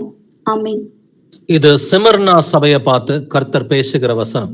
உனக்கு கொஞ்சம் பலன் இருந்தும் நீ என் நாமத்தை மறுதலியாமல் என் வசனத்தை கை கொண்டபடியினால் இதோ திறந்த வாசலை உனக்கு முன்பாக வைக்கிறேன், அதை ஒருவனும் பூட்ட மாட்டான்னு சொல்லி கர்த்தர் சொல்றார். கர்த்தருக்காக தன் ஜீவனையும் கொடுத்த சபை தான் இந்த சிமர்னா சபை. அதனால கொஞ்சம் பலன் தான் உனக்கு இருக்குது, ஆனாலும் நீ என் நாமத்தை மறுதலிக்கலன்னு சொல்லி பவுல் அப்ரிஷியேட் பண்ணது போல கர்த்தர் அப்ரிஷியேட் பண்றது சிமர்னா சபையும் கர்த்தர் வந்துட்டு அப்ரிஷியேட் பண்றாரு. அப்ப இப்படி நாம வந்துட்டு வாழ பழகணும். பவுல போல, சிமர்னா சபை விசுவாசிகளை போல வந்துட்டு வாழ பழகுகிற பிள்ளைகளா வந்துட்டு இருக்கணும். ஒரு சில பலவீனங்கள் வந்துட்டு இருக்கலாம். ஒரு சில பலவீனங்கள் வந்துட்டு இருந்தாலும் நம்ம தொடர்ந்து கர்த்தருக்காக சாட்சி கொடுக்கிற பிள்ளைகளா வந்துட்டு இருக்கணும். தொடர்ந்து கர்த்தருக்காக சாட்சி கொடுக்கிற பிள்ளைகளா இருந்தா காலப்போக்கில் அந்த பலவீனங்களை கர்த்தர் ஓப்பனா வந்துட்டு எடுத்து போட்டுருவார். இமீடியட்டா வந்துட்டு அது மாறுமோ மாறாதோ அது கர்த்தருடைய சித்தம். ஆனா இது மாறினாலும் பரவாயில்ல, மாறாட்டியும் பரவாயில்ல, ஆண்டவரே நான் உங்களுக்கு உண்மையா இருக்க போறேன் ஆண்டவரே. ஷாத்ராக் மேஷாக் ஆபேத்நேகோவை போல இருந்தீங்கன்னா தான் உங்க பிரச்சனை எல்லாம் தீரும். பிரதர்ஸ் அண்ட் சிஸ்டர்ஸ், எங்களுடைய கர்த்தர் இந்த அக்கினி சூளைக்கு எங்களை வந்துட்டு விலக்கி காப்பதற்கு அவர் வல்லவராய் இருக்கிறார். அவர் விடுவியாமற் போனாலும் நீர் வைத்த பொற்சிலையை நாங்கள் வணங்குவதில்லை அப்படின்னு சொல்லி நம்மளால பிசாசை பார்த்து சொல்ல முடியுமா?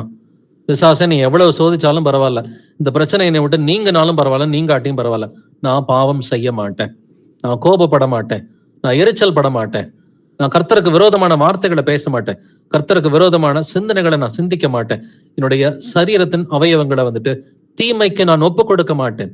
வாட் எவர் ஹேப்பன்ஸ், என்னை சுத்தி என்ன நடந்தாலும் சரி, என்னுடைய கணவர் கீழ்ப்படுகிறாரோ இல்லையோ, என்னுடைய மனைவி கீழ்ப்படுகிறாங்களோ இல்லையோ, என்னுடைய பிள்ளைங்க கீழ்ப்படுகிறாங்களோ இல்லையோ, என்னை சுத்தி இருக்கிற அநேகர் கீழ்ப்படுகிறாங்களோ இல்லையோ, நான் கர்த்தருக்கு உண்மையா இருப்பேன்னு நீங்க சொன்னீங்கன்னா உங்க வீட்டாரும் சேர்ந்து கர்த்தருக்கு கீழ்ப்படிவாங்க.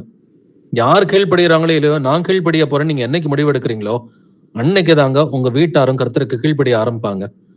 அப்படி நீங்களும் உங்களுடைய வீட்டாரும் கீழ்ப்படியும் பொழுது யோசுவா போல சொல்லலாம், நானும் என் வீட்டாருமோ கர்த்தரையை சேவிப்போம்னு சொல்லி நம்மளால சொல்ல முடியும். அப்படின்னா இன்னைக்கு வாழ்க்கையில இருக்கிற பிரச்சனைகளை பலவீனங்களை வந்து நோக்கி பார்க்காம அது மாறுதோ மாறலையோ, இந்த பிரச்சனை மாறுதோ மாறலையோ, இந்த பலவீனம் மாறுதோ இல்லையோ, நான் கர்த்தருக்கு நான் உண்மையா இருக்க போறேன்னு சொல்லி முடிவெடுக்கிற பிள்ளைகளா வந்துட்டு இருக்கணும்.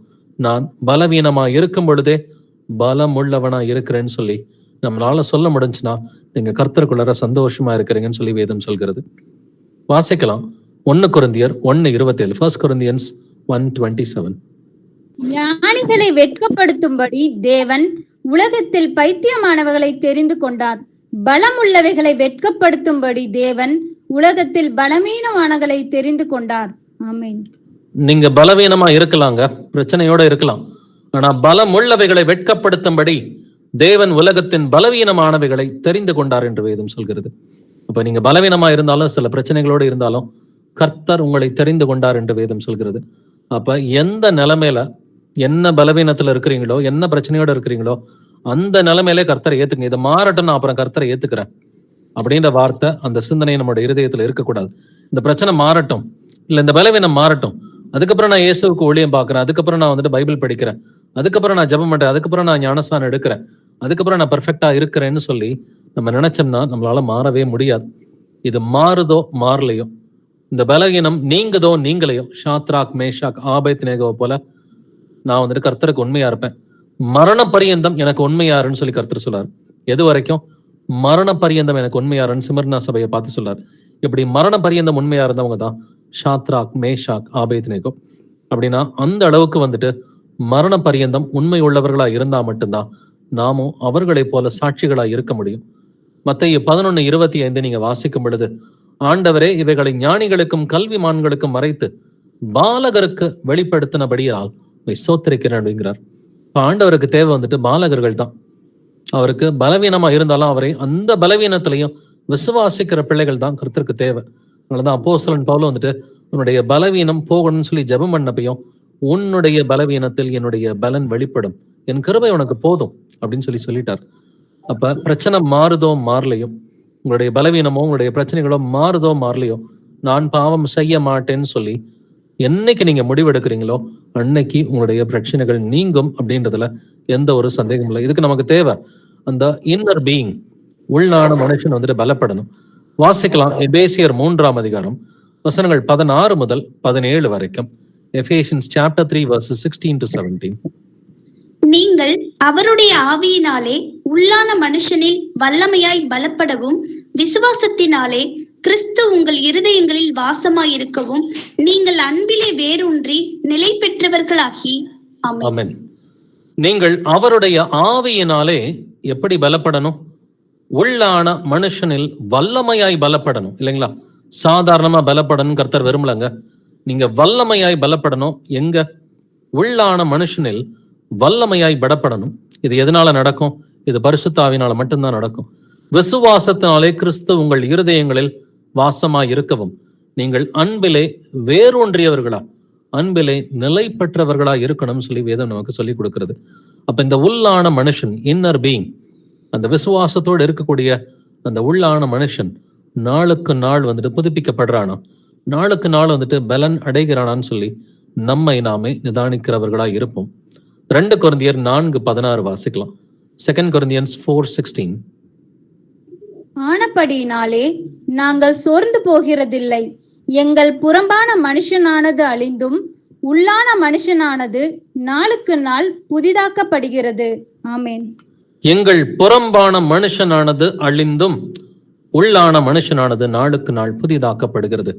அப்ப வயது ஆக ஆக ஒரு சிலருக்கு வந்துட்டு உடம்புல இருக்கிற அந்த பலன் வந்துட்டு குறையலாம். அது நேச்சுரல் தான். புறம்பான மனுஷன் வந்துட்டு அழிந்தாலும் உள்ளான மனுஷன் நாளுக்கு நாள் புதிதாக்கப்படுகிறதா. பட் கர்த்தர் எவ்வளவு வல்லவர் என்றால், வயசானாலுமே அவர் நம்மளை வந்துட்டு அப்படியே ஸ்ட்ராங்கா வைக்கிறதுக்கு வல்லவரா இருக்கிறார்.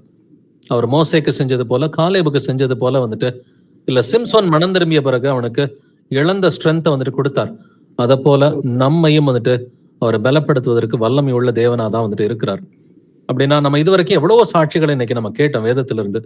அப்ப நோவா வந்துட்டு அந்த பேழையை கட்டுவதற்கு கர்த்தர் நோவாவை பலப்படுத்தினார். சாராள் 90 வயதான பொழுது கர்ப்பம் தரிப்பதற்கு சாராளை கர்த்தர் பலப்படுத்தினார். யோசேப்பு தன்னுடைய சகோதரர்கள் தன்னை வந்துட்டு நிந்தித்த பொழுதும், சகோதரர்கள் தன்னை கொலை செய்ய நினைத்த பொழுதும் வந்துட்டு அவன் பாவம் செய்யாமல் இருந்தான். ஜெயிலுக்கு போனப்பையும் அவனுக்கு அநேக துன்பங்கள் ஏற்பட்டப்பையும் கர்த்தருக்கு முன்பாக உத்தமனாய் இருந்தான். அதனால கர்த்தர் அவனை பலப்படுத்தினார் அப்படின்றத பாக்குறோம். மோசேக்கு 120 வயது இருந்த பொழுதோ, காலேபுக்கு 80 வயதுகள் இருந்த பொழுதோ வந்துட்டு பாத்தீங்கன்னாக்க அவங்க பிசிக்கலாவும் வந்துட்டு பலப்பட்டு இருந்தாங்க. காரணம் என்னன்னா, உள்ளான மனுஷன் வந்துட்டு விசுவாசத்தோட பலப்பட்டு வந்துட்டு இருந்தான். தாவீது போன்ற வந்துட்டு ஒரு சாதாரண வந்துட்டு ஆடு மேய்க்கிற ஒரு இளைஞனை கோலியாத்தை வந்துட்டு கொலை செய்கிற அளவுக்கு ஆண்டவர் வந்துட்டு அவனை மேற்கொள்ற அளவுக்கு, அந்த அளவுக்கு தாவீதை பலப்படுத்தி இருந்தார். இதெல்லாம் எப்படி சாத்தியம்? அடிப்படையில் அந்த விசுவாசம் தான். விசுவாசம் கேள்வியினாலே வரும், கேள்வி தேவனுடைய வசனத்தினாலே வரும். அது எலியா தீர்க்கதரிசியினுடைய அந்த உள்ளான மனுஷனுக்குரிய பலத்தை நீங்க பார்த்தாலும், எசேக்கியா ராஜாவுடைய விசுவாசமும் அவனுடைய ஆவிக்குரிய பலத்தை வந்துட்டு நம்ம பார்த்தோம். அதே போல எரேமியா தீர்க்கதரிசியோ அப்போஸ்தலன் பவுலோ எவ்வளவு துன்பங்கள் வந்தாலும் வந்துட்டு அந்த துன்பத்தின் மத்தியில அவர்கள் வந்துட்டு கர்த்தருக்கு உண்மையா இருந்தார்கள்ன்றதை பார்க்கிறோம்.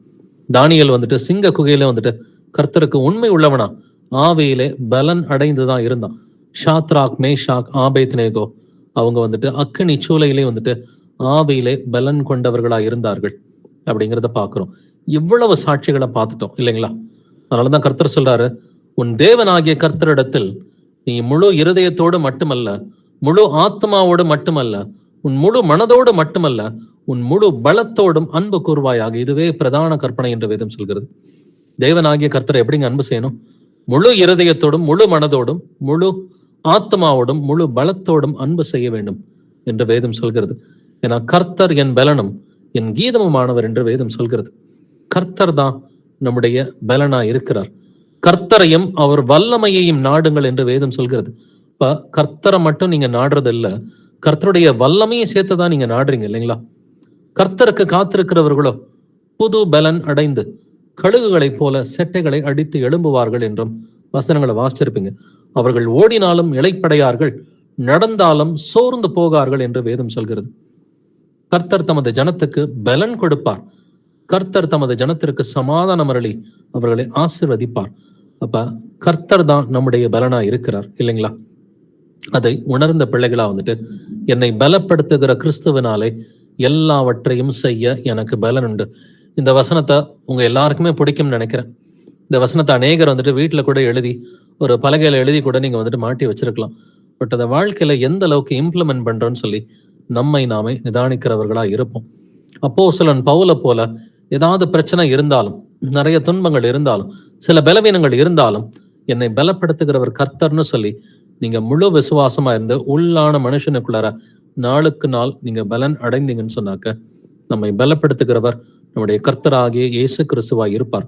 உங்களையும் வந்துட்டு பவுலை போல, எரேமியாவை போல, இல்ல காலேபை போல, மோசேவை போல வந்துட்டு, யோசேப்பை போல வந்துட்டு, நோவாவை போல உங்களையும் பயன்படுத்துறதுக்கு அவர் சித்தமுள்ளவராய் இருக்கிறார்.